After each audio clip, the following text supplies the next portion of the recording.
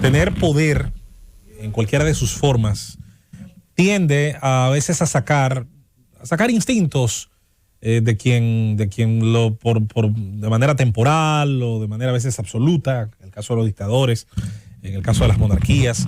pero en el caso de las democracias que sitúan sobre una persona poder durante un tiempo en específico y con un mandato de ley específico, no deja de ser una tremenda tendencia humana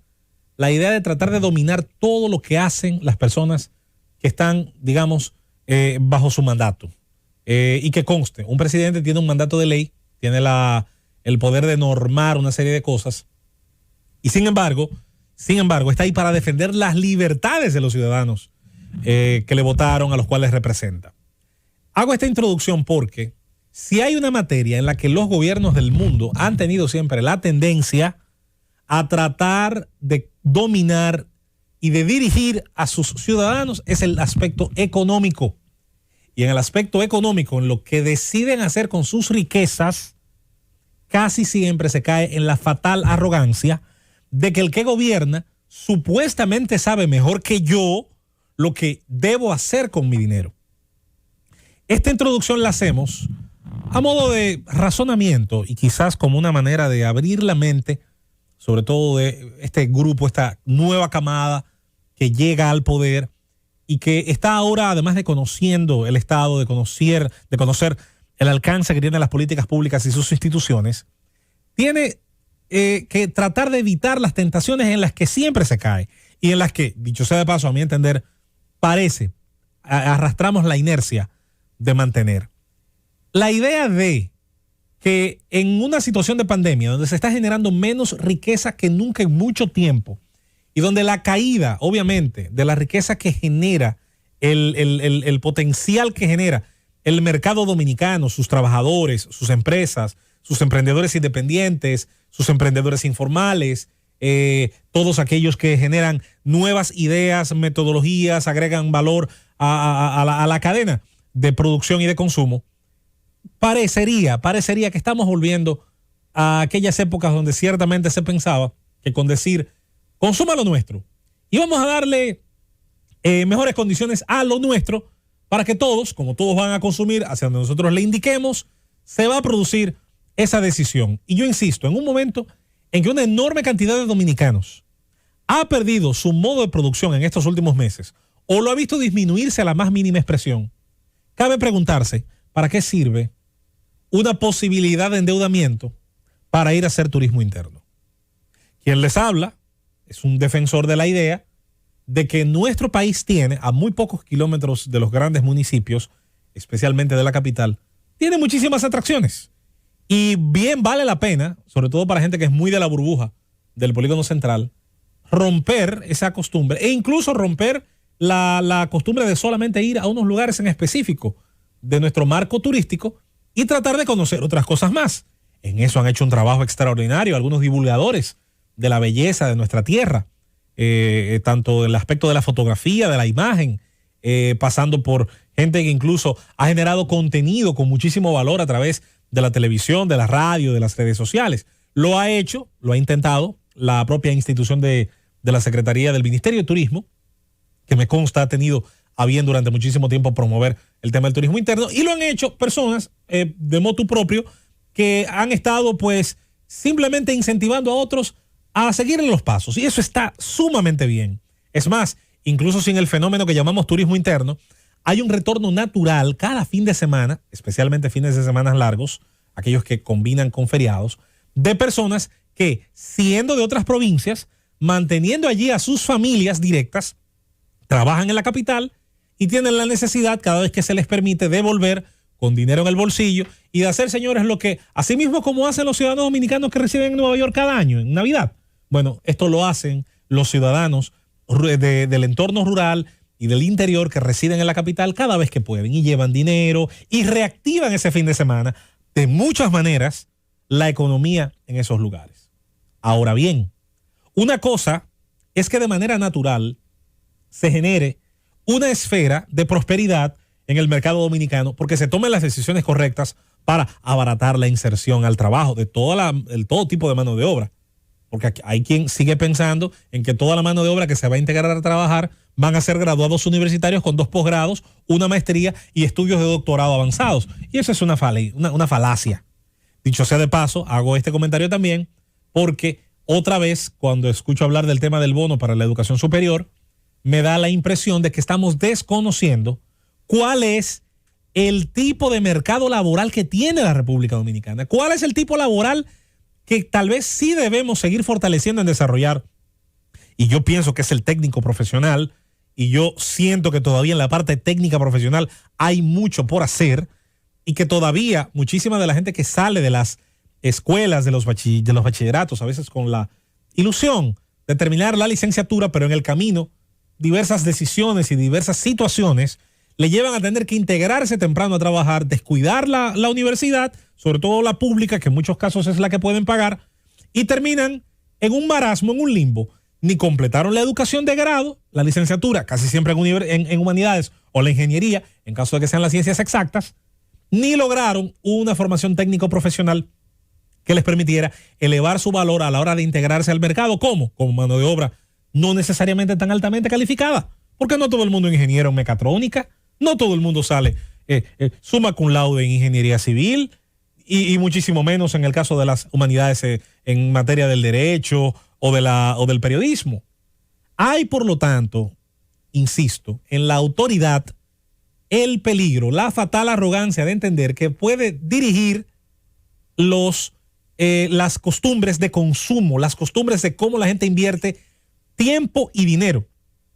Es muy bueno escuchar, sin dudas, a presidentes, a ministros, a personas que están alrededor del mandatario, hablar de volver a consumir lo nuestro, de ir a Samaná, de ir a Pedernales, de esperar el desarrollo, ¿por qué no?, de esos lugares. Pero ¿saben qué? Mientras tanto, hay que primero crear la riqueza para comer, para tratar de salvar los compromisos que son primarios, y luego, en el orden de prioridades que cada quien tenga, entonces ir a consumir esa oferta turística del interior. Ir a consumir los 27 charcos de Damajagua, ir y conocer el Hotel Ring Montaña, ir a una cabaña entre Jarabacoa y Constanza, que son bellísimas. En el orden de prioridad, insisto que cada quien, según su plan de vida, le quiera asignar a eso. Si usted es de los que deja de comer, probablemente por ir a uno de esos lugares, bueno, perfecto. Yo eso se lo respeto, aunque no lo comparta ni lo haga yo en mi vida. La mayoría tratará de satisfacer como pueda primero las otras cosas que hoy le marcan la pauta, porque todos estos meses ha visto disminuir el trabajo, la entrada, el movimiento económico, el intercambio, el mutualismo en las decisiones que todos los días en el sistema de precios toman los ciudadanos al adquirir bienes y servicios, y tratar muchas veces de los mismos, conducirlos a un último servicio, hacer esa última parte o penúltima parte de la cadena hasta llegar al consumidor final. Los ministros de economía y la gente que tiende a rodear a quienes toman las decisiones no gustan mucho de escuchar estas cosas, porque entienden que sus estudios, que sus conocimientos le permiten saber lo que es mejor para todos. Y yo no dudo que en algunos campos de la economía, como es, por ejemplo, la parte monetaria, la protección del consumidor ante elementos como la devaluación económica, la idea del endeudamiento, de un endeudamiento obviamente con utilidad. Yo no dudo que en esos campos en específico, por supuesto que la parte técnica sabe muchas veces lo que es mejor para la mayoría. Otra cosa es saber lo que es mejor para los individuos. Otra cosa es saber lo que es mejor para cada quien. Señores, ni siquiera el ahorro es bueno imponerlo, porque hay quienes no pueden, bajo ningún concepto, separar lo que ingresan, ningún porcentaje. Hay que reconocer que hay gente que no tiene la posibilidad de desviar nada de lo que ingresa a una cuenta de ahorro, ni siquiera una alcancía en su casa, porque lo que ingresa es tan poco, es tan paupérrimo, que él necesita tenerlo todo disponible para hacer frente a las necesidades. Incluso trata de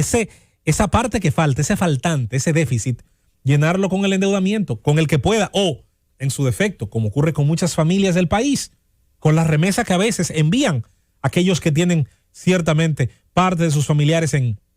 el exterior, y estas remesas permiten llenar esos vacíos que no permiten llenar las capacidades salariales de muchísima gente, sobre todo la mano de obra no calificada. Desde el Estado se pueden promover muchas cosas y promover, educar,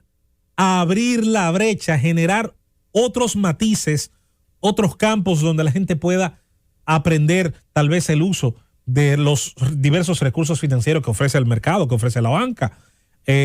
aprender a diferenciar los tipos de cuenta, de ahorro, corriente, cuáles son los diferentes productos también que existen para aquellos que puedan finalmente hacer uso del crédito a gran escala, sobre todo si tienen planes de agrandar una empresa, que en estos momentos, dicho sea de paso, cuánta gente está enganchada ante la imposibilidad de volver a producir como antes, mientras tienen una situación de endeudamiento muy elevada. Es decir, tengamos cuidado porque me da la impresión a veces, cuando estamos inmersos en una crisis, que se ha hablado muy poco de cómo vamos a reintegrar las fuerzas productivas del país, de cómo y cuándo va a iniciar oficialmente ese calendario de relanzamiento, a partir de ahora, con cuáles medidas para favorecer a los productores, a los servidores, sobre todo aquellos que están en condiciones siempre de mayor vulnerabilidad, porque tienen empresas más pequeñas, porque están integrados a una cadena de agregar valor, donde cualquier decisión o situación que aminore la posibilidad de invertir de los de arriba puede significar la diferencia para los de abajo. En ese sentido, esto, y no necesariamente decirle a la gente dónde debe gastar lo que ingresa, que ahora es poco, que ahora es menos, que ahora incluso muchos tipos de ingresos están en peligro, están en riesgo. Hay empresas que han podido resistir, pero están en riesgo de más temprano que tarde tal vez tomar una decisión, mira, esto no me está rentando. Esa parte que, por cierto, mucha gente, sobre todo aquellos que tienden a despreciar el rol que tiene el sector privado, porque siempre confunden el sector privado completo con el sector oligárquico, y sus odios no le permiten ver la diferencia. Sus sesgos no le permiten ver la diferencia. Una gran parte de ese sector tiene que estar tomando decisiones duras y decir, no me renta, tengo deudas, estoy pagando un arrendamiento, voy a cerrar. Ese cierre implica que personas pierdan su empleo y que personas vayan a sudar, no necesariamente con una opción debajo de la almohada para volver a reintegrarse de manera eficiente en el tejido productivo. Nos hace falta escuchar de quienes están al frente de esas dependencias, esos planes y proyectos que permitirán de la manera más rápida que se pueda, porque sabemos que hay un daño, hay una herida. Toda herida va a tardar un tiempo en cicatrizar y muchas veces ese tejido a lo mejor no va a volver a ser automáticamente lo que era. Sin embargo, estamos entre decidir desangrarnos y simplemente vertir toda la sangre que podamos y ver podrirse ese tejido y gangrenarse, o estamos ante la posibilidad de cortar rápidamente con ello, suturar la herida, generar la protección del mismo y que se viertan allí las sustancias, que en este caso serían las decisiones adecuadas para generar ese proceso. Hay que insistir, así como insistíamos y como lo vamos a hacer siempre, en el tema de las decisiones que se tomaron en el aspecto sanitario relacionadas a la pandemia, con buenas intenciones o no, no importa. Lo que importa son los resultados. Lo mismo hacemos con la visión que se está teniendo en este momento de hacia dónde se deben incentivar las decisiones que los ciudadanos tomen. Consuma bicicleta, no vehículo. Ok, ¿con qué resultado? ¿Con qué alternativa? Lo que hay que hacer ahora es incentivar el turismo interno. Bueno, pero ¿en qué orden de prioridades está para una gran mayoría ahora mismo ir a conocer el Hotel Enriquillo en Barahona, que por cierto es una de las costas más hermosas del país? Bueno, yo no sé, pero yo creo que para el que tiene problemas en garantizar el plato de comida, por no hablar de las comidas en su casa, quizás esté en un orden de prioridades ahora mismo muy lejos del que pudiera tener la reactivación económica y del que pudiera tener invertir y producir, porque consumir, como hemos dicho en otras ocasiones, va a ser un proceso natural después de que la gente pueda tener una vez más en su cuenta de banco, en su cuenta corriente, en sus manos, el dinero que produce, su fuerza de trabajo, todo aquello que le permite dignamente depender de su esfuerzo con los mejores resultados posibles.